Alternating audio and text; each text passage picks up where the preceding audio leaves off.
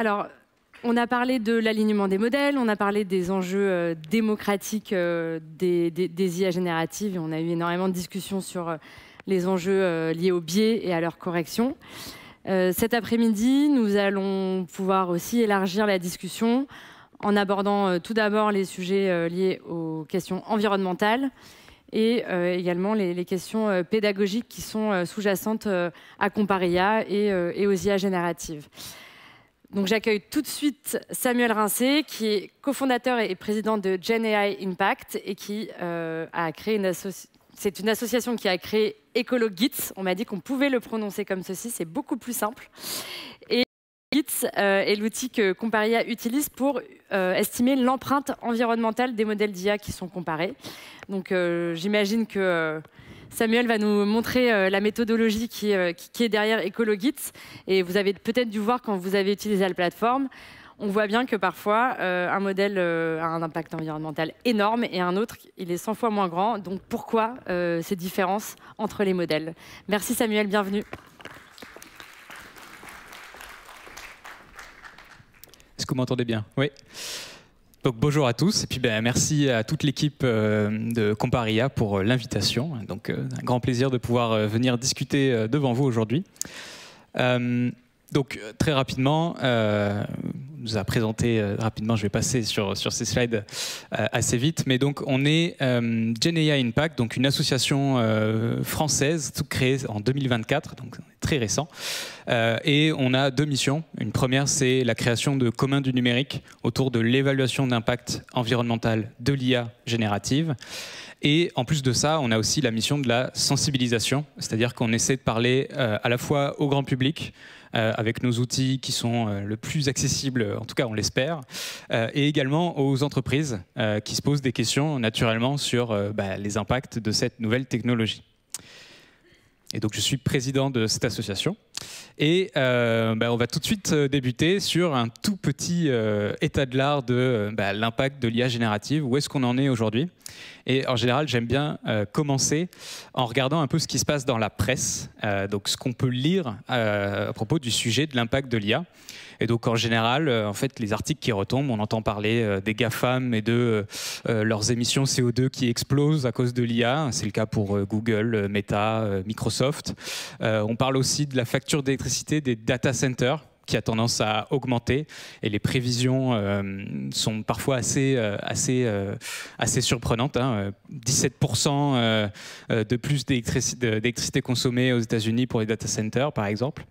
On parle aussi, et ça c'est quelque chose qui, je trouve, est assez récent et nouveau. On parle aussi de l'eau. On parle donc pas que d'énergie et de CO2. On a d'autres facteurs d'impact et on se rend compte que l'IA consomme de l'eau. Alors éventuellement, si vous avez des questions là-dessus sur comment l'IA peut consommer de l'eau, on peut en discuter en Q&A juste après. Et puis on apprend aussi que des centrales nucléaires qui devaient être fermées réouvrent pour alimenter des data centers. Ça, c'est la partie un petit peu, on va dire, négative de l'IA, de ses impacts. Quand on continue de se renseigner, on tombe souvent aussi sur plutôt le discours opposé. C'est que aujourd'hui, on a cet état où on consomme peut-être beaucoup d'énergie, mais le hardware, les GPU, les serveurs vont devenir de plus en plus efficaces, donc vont consommer moins d'énergie. Les modèles aussi consomment moins d'énergie, ils sont plus efficaces. On l'a vu avec DeepSeek, il y a eu beaucoup de choses qui ont été dites autour de DeepSeek.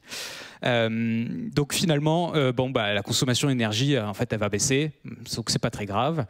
Et puis aussi, souvent, c'est un discours que je vois très souvent, c'est en fait l'IA va nous aider à résoudre la crise climatique.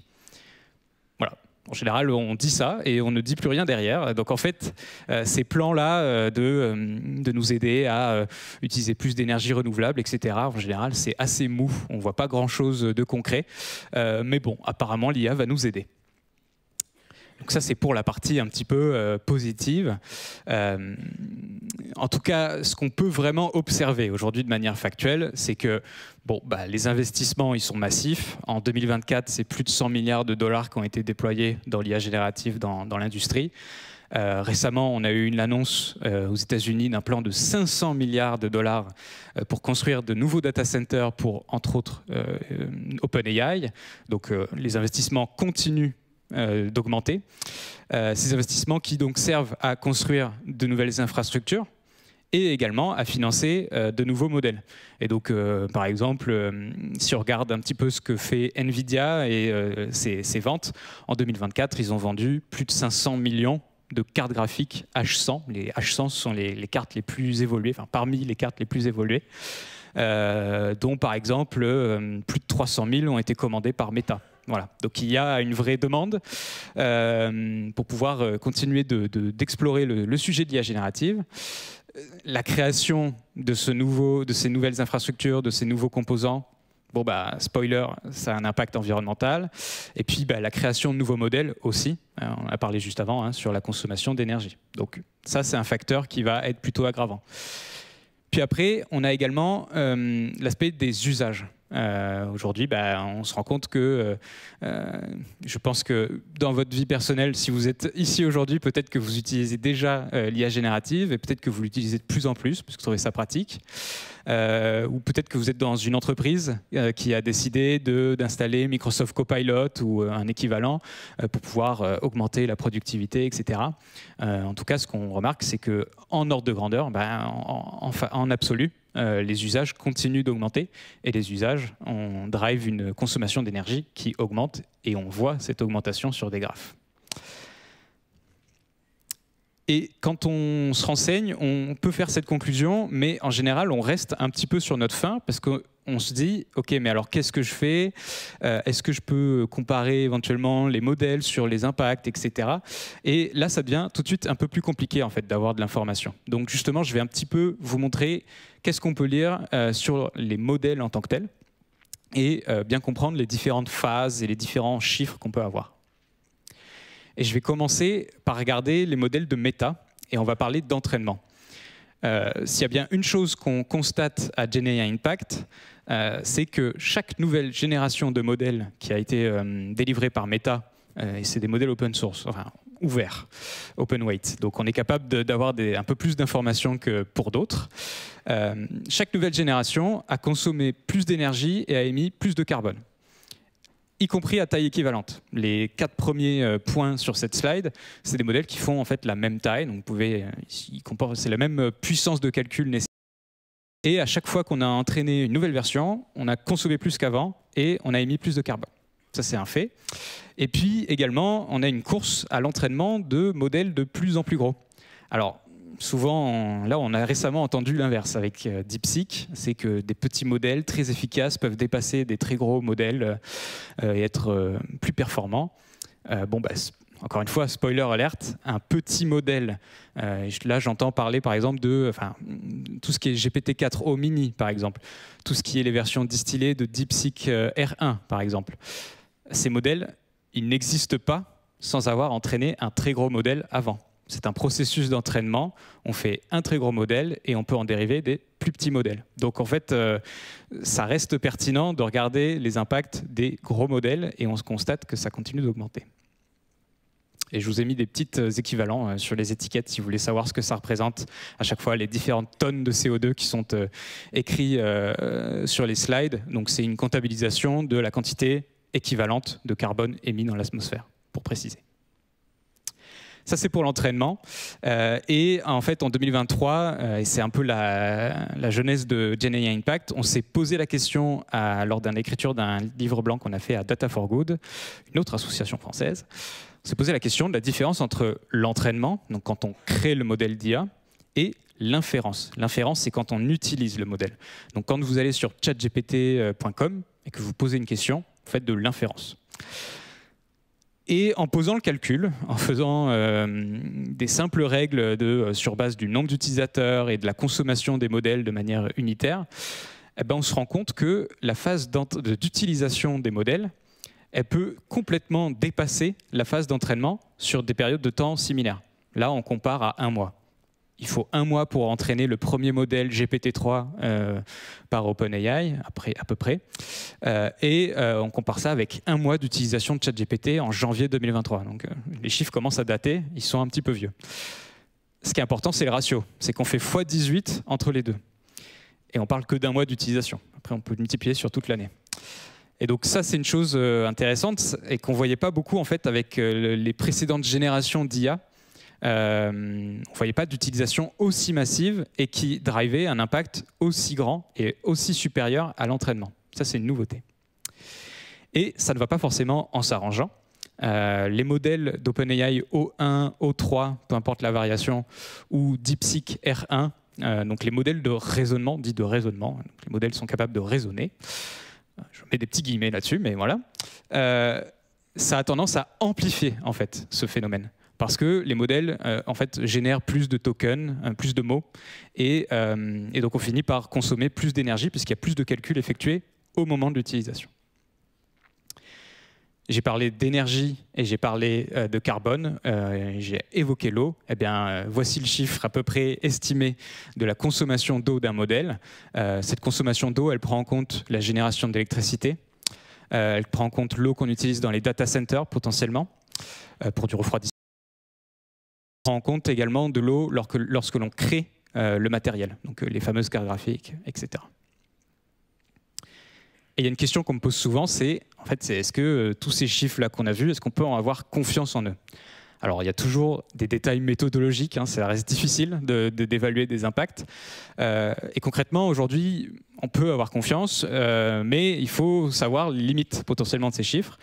Et le problème de connaître ces limites, c'est qu'on manque cruellement de données. Aujourd'hui, OpenAI, les providers d'IA, il y en a très peu qui communiquent. Certains ne disent absolument rien sur les modèles, sur les impacts, sur l'énergie, etc. Donc ça reste quand même très difficile. Donc il faut toujours quand même essayer de prendre des pincettes et surtout essayer de prendre des chiffres relativement récents et croiser les sources. Mais comment on fait pour évaluer un impact? Juste pour vous décrire un petit peu la méthodologie idéale, c'est une méthodologie qui s'appelle l'analyse de cycle de vie, ou ACV pour en abrégé. L'ACV, concrètement, c'est aller regarder les impacts environnementaux d'un produit ou d'un service, donc un service comme ChatGPT par exemple, et on va aller regarder tout ce qu'il est nécessaire de produire, donc en termes d'extraction de ressources dans le sol, en termes de fabrication de matériaux, de matériel, donc les fameux GPU, les data centers également, etc. En transport de ces marchandises, puis l'utilisation, la consommation d'énergie de ces GPU, de ces serveurs, de ces data centers. Et enfin, qu'est-ce qu'on fait une fois que ces composants sont plus utiles? Est-ce qu'on les jette dans une décharge? Est-ce qu'on les recycle? Eh bien, l'idée, c'est d'aller regarder toutes ces étapes du cycle de vie, d'aller quantifier les impacts de cette manière. C'est ce qui fait que l'ACV est dite multi-étapes.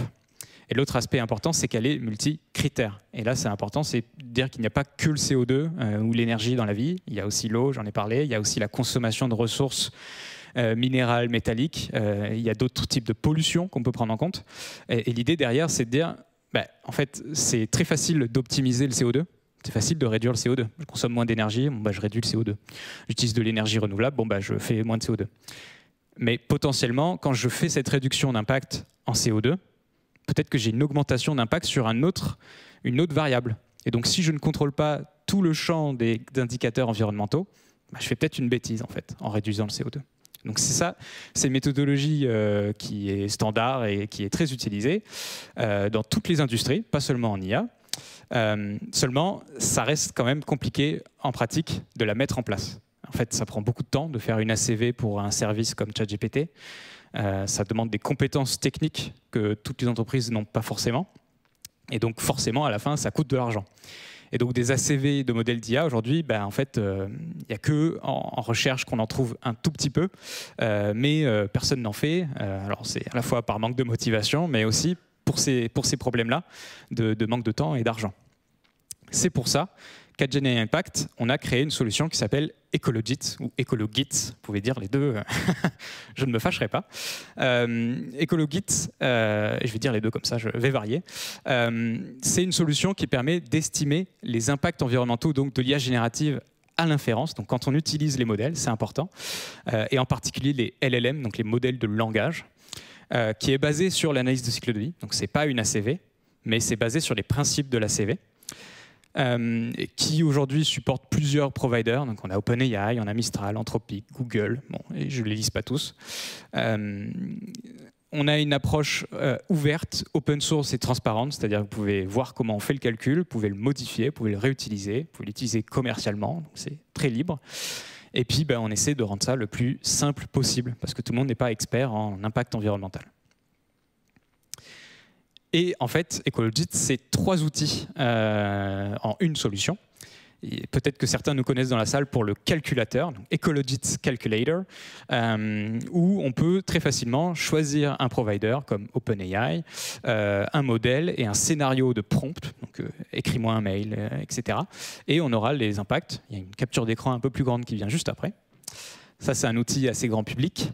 On a la librairie Python, qui est en fait le premier outil qu'on a créé et qui permet de faire du suivi de calcul d'impact pour les IA génératives. Et en fait, le calculateur est basé là-dessus, qui est aujourd'hui compatible avec beaucoup de providers. Donc, si vous êtes en entreprise et que vous êtes intéressé pour les calculs, regardez bien la librairie technique qu'on propose. Et puis, il y a la petite sœur, la librairie version JavaScript qui est en cours de déploiement. Et donc, s'il y a des développeurs dans la salle qui sont intéressés de nous aider, on a vraiment besoin d'aide là-dessus. Donc, venez me parler. Et justement, le calculateur, je l'évoquais, aujourd'hui, c'est assez simple. Comment il fonctionne? On choisit un provider, OpenAI. Ici, je choisis un modèle, GPT-4o. Et puis, un scénario. Donc là, par exemple, une conversation avec un chatbot, où je pourrais choisir l'écriture d'un rapport de 5 pages, par exemple. Et en fonction des paramètres qu'on choisit, le calcul des impacts tout en dessous, en bas, va changer. Donc on va changer l'estimation de la consommation d'énergie, des gaz à effet de serre, le carbone, les ressources abiotiques, les ressources minérales, vous voyez qu'on est multicritères, et l'énergie primaire. Et puis on est en train de travailler activement sur l'ajout de l'eau. Donc revenez dans quelques semaines, vous verrez sans doute un critère de plus. Et je vous invite donc à aller regarder ça sur Internet. Vous tapez Ecologit Calculator dans Google, c'est normalement le premier lien. Et ça peut être pratique aussi pour faire de la sensibilisation autour de vous. Alors maintenant, je vais essayer de détailler un petit peu dans les grandes lignes comment ça fonctionne, Ecologit, comment on l'a créé. Alors, je vais rentrer un tout petit peu dans les détails techniques, mais je vais essayer de vulgariser au maximum. Donc, on se place déjà dans ce cadre-là où vous êtes le client, vous posez des questions, vous vous connectez sur ChatGPT, vous posez des questions. À chaque fois que vous posez une question, vous envoyez une requête. Le service d'IA, serveur, etc., vont recevoir cette requête et ils vont vous renvoyer une réponse. Eh bien, Ecologit, il va intercepter la réponse. Il va aller regarder ce qui se passe. Il va aller regarder quel est le provider, quel est le modèle que vous avez utilisé. 4o, 4o mini, ça va changer. Il va regarder combien de texte a été généré, combien de temps a duré la requête. Toutes ces choses-là vont être utiles en fait pour pouvoir calculer, estimer un impact environnemental pour la requête unitaire que vous venez de faire. Alors, ce qui est important de comprendre, et je le reprécise ici, c'est le périmètre de calcul. En fait, qu'est-ce qu'on calcule nous exactement quand on vous donne un chiffre d'impact? Ce qui est important de comprendre, c'est que dans le cycle de vie de l'IA, nous, on se concentre uniquement sur l'inférence. On regarde le service d'inférence, l'utilisation. Donc tout ce qui est collecte, stockage, pré-traitement des données nécessaires à l'entraînement des modèles, toute cette partie-là, qui est amont à la génération d'un modèle, on ne la prend pas en compte. Donc il existe d'autres solutions, d'autres chiffres, mais en tout cas, ça ne sera pas avec Ecologit. Ce qu'on ne prend pas en compte non plus, c'est la partie terminaux utilisateurs. Donc que vous utilisez ChatGPT sur votre ordinateur ou votre smartphone, ça ne fait pas de différence pour notre méthode de calcul, on ne le prend pas en compte. Ce qu'on regarde, c'est uniquement le service d'inférence. Et dans le service d'inférence, en fait, on regarde les impacts du data center et du compute à l'intérieur. Donc concrètement, combien consomment d'électricité les serveurs qui ont servi à calculer votre réponse, comment on a refroidi ces serveurs, c'est ce genre de choses qu'on va regarder. Et donc c'est ça notre périmètre d'étude en fait. Et on a 2 phases, puisqu'encore une fois, on est inspiré de la CV. On a une phase d'utilisation qui en fait correspond aux impacts de la consommation d'énergie, qu'on estime grâce à plusieurs paramètres, donc notamment le nombre de mots générés, le modèle que vous utilisez, la latence de la requête, et je ne les ai pas tous précisés ici, il y en a beaucoup. et qui matche ça avec des benchmarks. C'est-à-dire que nous, on utilise des modèles, enfin des datasets externes, comme donc le LLM Perf Leaderboard, qui est la source qu'on utilise le plus. Et puis, il y en a d'autres qu'on utilisera dans le futur que j'ai listé. Concrètement, ici, on cherche à estimer combien coûte, en termes d'énergie, la génération d'un token en fonction du modèle. Et donc, en fait, il y a une règle assez simple. Hein. Plus le modèle est gros, bon, bah, plus générer un token, un mot, ça coûte d'énergie. Bon, eh bien, nous, on fait des régressions linéaires sur ce genre d'ABAC pour pouvoir faire une estimation en fonction de chaque requête. Là, si vous suivez bien, on a une estimation de l'énergie électrique. On convertit ça en impact environnemental, donc CO2, énergie primaire et ressources, avec un certain nombre de facteurs d'impact. Et là, pareil, on a plein de sources. On a notamment les bases de l'ADEME, différents papiers de la littérature scientifique. Là, on a estimé donc les impacts de la consommation d'énergie. L'autre phase que l'on regarde, c'est les impacts de la fabrication du matériel. Alors, dans fabrication, en fait, il y a extraction de ressources, fabrication des composants, les GPU, les cartes graphiques ou les serveurs, et une partie du transport de ces composants jusque dans le data center, donc de l'usine jusque dans le data center. Et ici, en fait, on fait un inventaire de l'infrastructure utilisée. Donc, pour héberger un modèle, il faut tant de GPU, tant de serveurs. Bon, bah, nous, on estime ça en fonction du modèle. Et grâce à un travail fait par une autre association qui s'appelle Boavista, on utilise un outil qui s'appelle Bovista PI, on est capable d'estimer les impacts du matériel, la construction de ce matériel. Une fois qu'on a ces impacts totaux, donc sortie d'usine, on a les impacts, on fait une allocation, c'est-à-dire qu'on dit, bah, vous, votre requête, c'est pas juste de dire qu'on vous donne tous les impacts pour la fabrication d'un GPU. Non, vous l'avez utilisé pendant que quelques secondes. Eh ben, on fait une allocation en temps en disant, bah, votre requête, elle a consommé quelques pourcents de la fabrication de ce GPU. Et donc, c'est inclus dans le calcul, dans le détail. Et peut-être juste, je ne peux pas revenir en arrière, mais donc tout l'aspect méthodologique, là c'est quelques slides dans les grandes lignes. Je vous invite à aller regarder notre documentation en ligne, ecologit.ai, et dans la méthodologie, vous pouvez vraiment rentrer dans le détail de ce qu'on a fait. Il faut peut-être un peu s'accrocher quand on n'est pas technique, mais voilà, on essaie de progresser sur ces aspects. Une question qu'on a très souvent, c'est comment on fait pour les modèles propriétaires. Je vous ai dit en début de présentation que les OpenAI, les Anthropic, Google, ils communiquent pas grand-chose en fait sur leurs modèles. En fait, on sait quasiment rien à part qu'ils sont géniaux en général. Eh bien, nous, on fait des estimations de la taille des modèles et de leur architecture. Ces estimations, en fait, on les base sur trois facteurs clés. Déjà, c'est la comparaison avec les modèles ouverts. Quand on a un nouveau modèle comme DeepSeek R1, qui a les mêmes performances qu'un OpenAI O1, par exemple, bon, on va se dire, en fait, les deux modèles ont certainement une taille de paramètres similaire. Donc, on va être capable de donner une fourchette en taille de modèle. On utilise aussi les différences de prix. Quand un modèle est compressé, le passage de GPT-4 à GPT-4 Turbo, c'est très probablement une compression.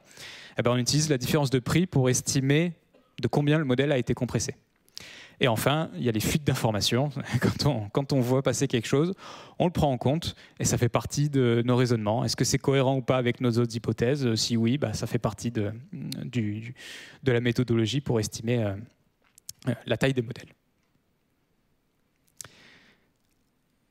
Voilà pour la partie méthodologique de comment ça marche. Je vous invite à vraiment venir me voir si vous avez des questions ou si je n'ai pas été assez clair.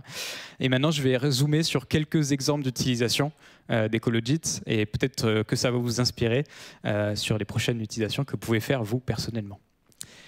Et on va commencer par, évidemment, Compareia. Alors, je pense que vous savez tous ce qu'est Compareia, mais donc pour une question donnée, Compareia va vous proposer de comparer la réponse de deux modèles différents. Et c'est une comparaison en fait très qualitative, hein, c'est quelle réponse je préfère l'une par rapport à l'autre, et vous pouvez voter, donc je vous encourage à voter puisqu'il y a le comparaton aujourd'hui.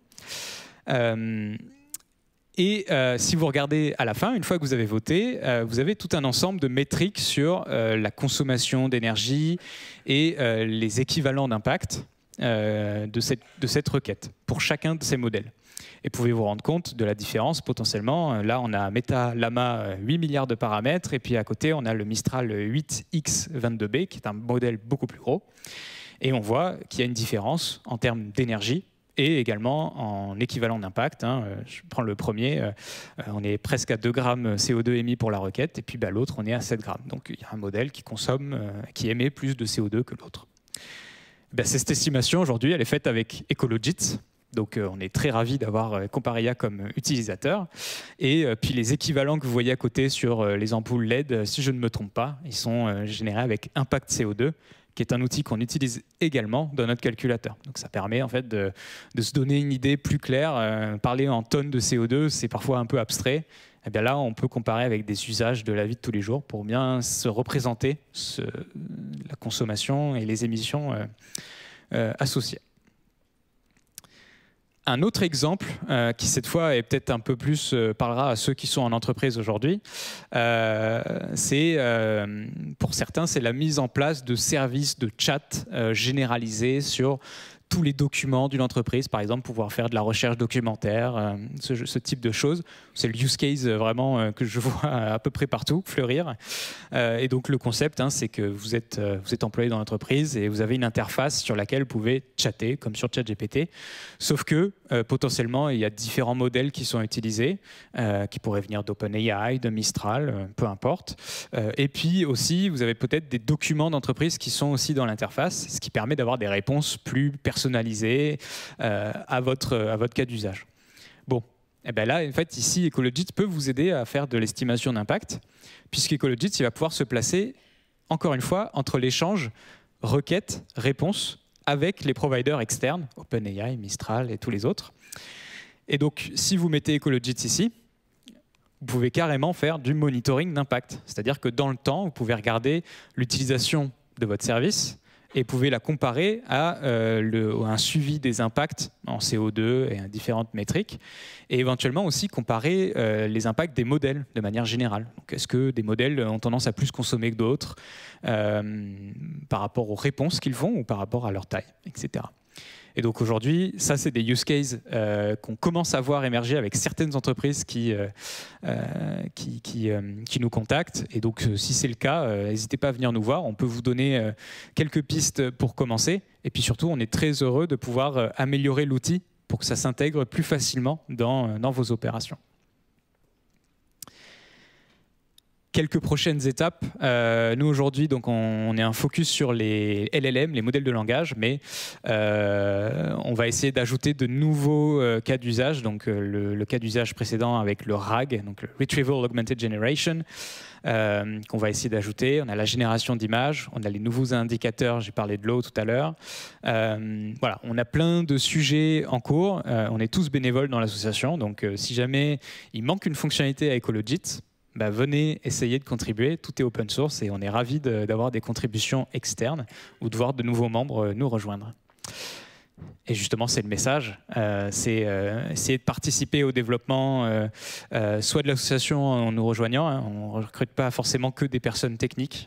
Faire vivre une association, c'est aussi des personnes qui vont faire de la com, organiser des événements, etc. Donc, et même l'organisation interne. Donc, on recherche tout type de profil, peut nous aider, même 1 heure par semaine, c'est très bien.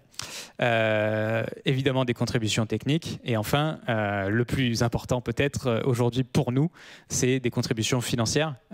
Si vous voulez être sponsor d'Ecologit ou de l'association, c'est possible, on est en train de développer ça. Et aujourd'hui, derrière, c'est pour pouvoir financer nos travaux, nos expériences, les différents benchmarks, par exemple, qu'on utilise en source externe. On aimerait pouvoir en générer nous-mêmes, mais du coup, il faut louer des GPU. Et ça peut être un peu cher dans le cloud. Donc, on a besoin aujourd'hui de financement. Donc, si jamais certains sont ouverts à ça, on est très intéressés. Vous pouvez nous contacter sur notre site web directement ou venez me voir à la fin de la présentation. Et enfin, n'hésitez pas à nous suivre sur les réseaux sociaux, sur LinkedIn. On essaie de poster un petit peu toutes les actualités. Donc voilà. Merci à tous et encore merci à Comparia. Merci beaucoup, Samuel. Bon, finalement, ce dont on parle depuis ce matin, c'est la fabrique des intelligences artificielles. Et merci beaucoup de nous avoir aussi donné à voir sur les différences entre entraînement, inférence, les différents impacts écologiques.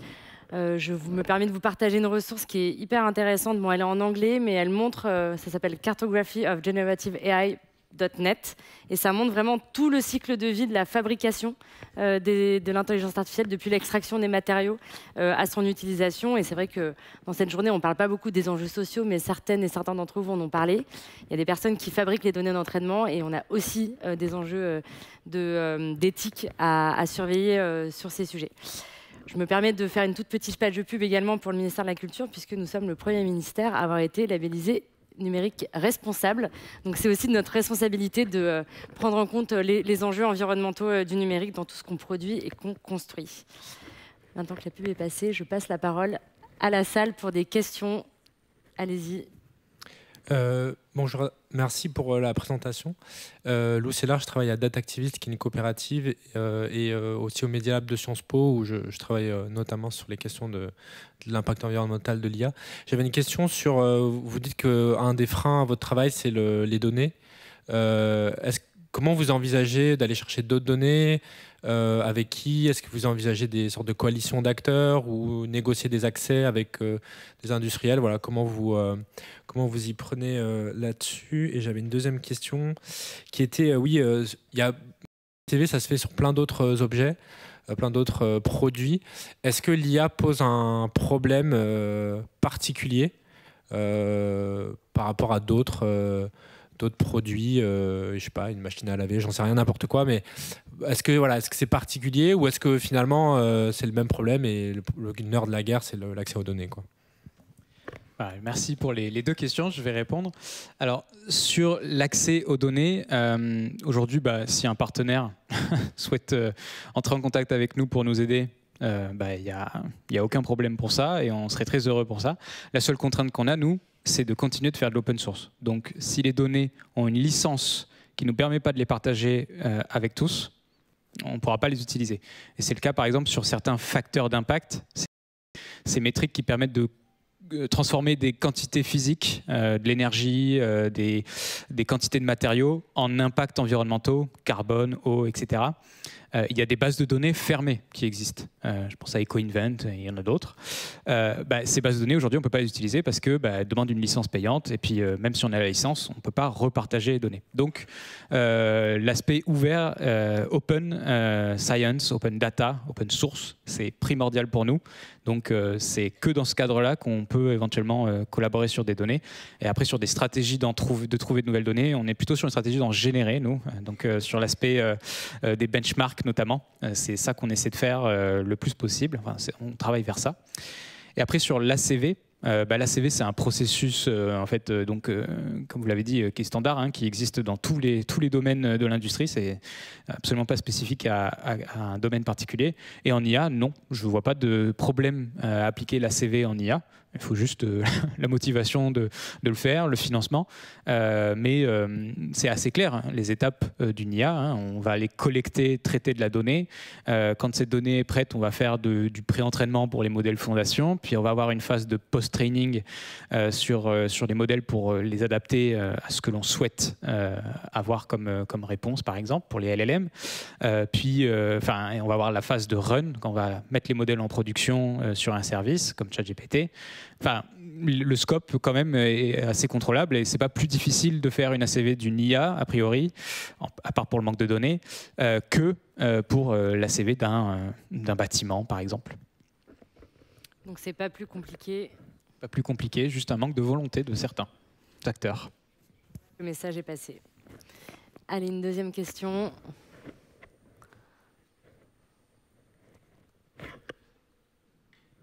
Bonjour, oui, je ne suis pas trop au fait des méthodes de la CV, mais par rapport à ce qui se passe en comptabilité, un serveur, il dure combien de temps? Notamment les GPU qui sont très vite dépassés, avec un fort taux de renouvellement. Donc quand vous estimez le coût de fabrication d'une carte GPU, vous estimez qu'elle travaille combien de temps pour répartir la charge après? Alors nous aujourd'hui, donc c'est une très bonne question parce que c'est vraiment vital, et je pense qu'il y a beaucoup de cloud providers Je pense à OVH par exemple, qui est pas mal, qui est assez bon là-dessus. Essaie de faire durer au maximum le matériel dans les data centers. Ils essaient de recycler au maximum, de garder en marche le plus longtemps les machines qu'ils ont. Et la durée de vie d'un serveur, en fait, elle se situe entre 2 ans et 7 ans ou 10 ans. Donc ça va vraiment dépendre des acteurs et ça va dépendre de ce qu'on fait avec le matériel aussi. Et effectivement, il y a une chose, alors encore une fois, il n'y a pas de données officielles, mais il y a des rumeurs, notamment chez Google. C'est un article que j'ai mis au tout début des slides sur la durée de vie des GPU en data center pour du training. Et apparemment, c'est pas très bon. On est plutôt sur du 1 an, 2 ans, et puis le GPU, au bout de 2 ans, à tourner à fond, il fonctionne plus. Donc nous, aujourd'hui, on a pris un compromis. On prend la moyenne de durée de vie des serveurs pour la moyenne des durées de vie des GPU, pour l'instant, et on l'estime à 4 ans. Enfin, en tout cas, c'est une des sources. Voilà, l'industrie est relativement d'accord pour dire que c'est entre 4 et 5 ans. Donc nous, la valeur actuelle, c'est 4 ans. Et j'ajoute qu'on est en train de travailler sur la configuration de la méthodologie dans l'outil, donc pour la rendre plus facile. Donc s'il y a des hypothèses qui vous semblent bizarres et qu'on a pris, ce sera possible de les changer. Donc vous pouvez adapter la méthodologie comme vous le souhaitez. La licence sur la méthodologie, je précise quand même, elle est CC by SA, donc vous avez le droit de la modifier. En revanche, vous êtes obligé de la redistribuer de la même manière et vous êtes obligé de mentionner la modification. Alors, ce n'est pas une contrainte, voilà, la contrainte, elle est posée parce qu'on veut que le chiffre que nous, on calcule avec notre méthodologie reste associé à nous. Si vous faites un autre calcul, il est associé à vous. C'est ça le principe. Voilà. Merci beaucoup, monsieur. Oui, bonjour. Merci beaucoup pour cette intervention parce que vraiment très intéressant. Je suis de l'association Michael Culture, un réseau européen pour la culture qui travaille aussi au croisement de la culture et du numérique. On est beaucoup actifs sur la question de l'impact environnemental du numérique et on sait très bien que pour ce genre de calcul, en effet, ce que c'est compliqué, c'est lorsqu'il y a un manque de transparence. Et on sait vraiment que dans les développeurs, en effet, d'intelligence artificielle, il y a vraiment cette pratique diffusée. Et du coup, je vous demande effectivement si vous pouviez avoir une liste de détails, disons une liste d'ingrédients à demander aux développeurs pour faciliter ce genre de calcul, qu'est-ce que vous demanderiez? La liste idéale des éléments à demander à des modèles qui ne donnent pas d'informations. Alors, pour ceux qui créent les modèles, donc pour ceux qui travaillent chez Meta, Google et compagnie, par exemple, pour les gros modèles, il y a déjà beaucoup de ressources pour savoir comment estimer un peu mieux, par exemple, les impacts à l'entraînement. Moi, ce que je vois très souvent comme exemple, c'est le nombre d'heures GPU fois la puissance d'un GPU, l'intensité carbone, et c'est terminé. Bon. En fait, ce calcul, il est un petit peu bancal. Et avec pas beaucoup plus d'efforts, on peut faire un calcul plus complet. Donc, il existe des ressources en ligne. Moi, j'ai des présentations. Alors, si vous allez sur mon site web, vous en trouverez normalement une que j'ai fait chez Meta et qui explique comment, justement, un petit peu améliorer cette façon de calculer. Elle sera bientôt en ligne, je pense. En tout cas, ce qui est important pour les développeurs, c'est de prendre des points de mesure là où on peut. En fait, c'est de collecter des données. Pour Ecologit, nous, on prend des points de mesure sur les requêtes parce qu'on fait une estimation. Si je me place dans le cadre d'une entreprise qui, par exemple, entraîne ces modèles ou déploie elle-même ces modèles, même si c'est de l'IA générative, il y a d'autres solutions qui existent pour mesurer la consommation énergétique et estimer le carbone. Et c'est une solution qui s'appelle Code Carbone. Donc, je vous encourage à aller voir cet outil qui est aussi open source, qui a aussi été incubé à Data for Good. Donc, on les connaît très bien et on essaie de travailler d'ailleurs pas mal ensemble, parce que les deux solutions sont complémentaires. Donc, en tout cas, c'est consulter peut-être les ressources en ligne. Il existe des outils. Voilà. Est-ce qu'on pourra imaginer, comme la directive bancaire, une directive écologique sur les modèles d'IA, par exemple, avoir une liste tous les ans, rapport annuel, on y va, on donne des éléments? On pourrait essayer. Alors, il y a beaucoup d'initiatives au niveau européen qui sont en train de se créer sur tout ce qui est l'IA frugale et sur les standards d'évaluation d'impact. Alors, il y a beaucoup de groupes de travail en parallèle, donc il faut arriver à suivre. On verra lequel finit en premier et lequel, on va dire, entre guillemets, gagne cette course, quoi. Mais donc, le monde bouge quand même. En tout cas, en Europe, il y a des avancées. Voilà, il faudrait que ce soit généralisé. Merci. Une question par ici, Bonjour. madame. Shaima Grebi de Nokia Standard. J'ai une petite question par rapport à la phase de l'entraînement. Là, je vois que vous n'avez pas en fait intégré la phase de l'entraînement dans le ACV. Est-ce qu'il y a des raisons? Est-ce qu'il y a des difficultés par rapport à quelles sont les raisons et les difficultés? Merci. Alors, si on n'a pas mis la phase d'entraînement, c'est pour deux raisons. Et en fait, le chemin de pensée, ça a été, on a regardé l'état de l'art scientifique en Green AI, le nom on va dire, du domaine dans lequel les publications se font sur l'impact environnemental de l'IA. Et en fait, tous les papiers, quasiment, scientifiques, ne parlent que de la phase d'entraînement. Donc si on veut des données sur l'impact à l'entraînement des modèles, on peut en trouver beaucoup si on regarde un peu l'état de l'art. Et en revanche, sur la phase d'inférence, moi je connais 3 papiers sur une centaine qui en parlent et qui font des mesures. Donc c'est pour ça qu'on a abordé cet angle direct, c'est que c'est un trou dans la raquette aujourd'hui, les impacts à l'inférence. Donc c'est pour ça qu'on est allé là-dessus en premier.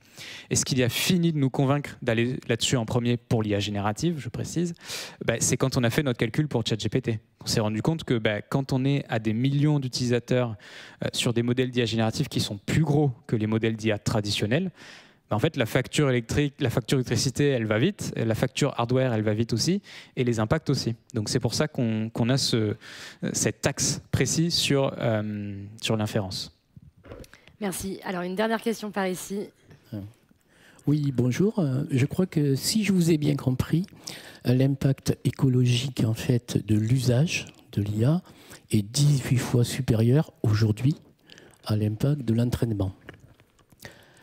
Alors, la question est, est-ce que vous avez réfléchi à l'évolution en volume des usages de l'IA sur les 10 années à venir? Alors, les calculs ont-ils été extrapolés? Alors, donc nous, à Gen Impact, on n'a pas publié de chiffres là-dessus. On reste assez focus, assez technique. En revanche, il y a beaucoup de rapports. Je pense qu'il y a celui de Deloitte qui est sorti en fin d'année dernière, qui est très intéressant. Alors, j'ai pas tous les chiffres en tête, donc je ne veux pas vous dire de bêtises, mais vous pouvez aller regarder. Je pense qu'il s'appelle Powering AI, quelque chose comme ça. Approximativement, hein, en volumétrie. Je ne veux pas vous dire de bêtises. Non, j'ai pas forcément tous les chiffres en tête. En tout cas, on est vers une augmentation. Je prends les chiffres là qui sont dans un article, entre 4 et 17% d'augmentation de consommation d'énergie pour les data centers en US, par exemple. Voilà, ça donne un 10 ans à venir sur je pense que c'est pour d'ici 2030, quelque chose comme ça. Bon, à vérifier. J'aime pas donner de mauvais chiffres. Et je termine peut-être juste sur ce que vous avez dit sur le x18. C'est à garder dans le contexte de l'étude qu'on a fait, qui est un scope spécifique.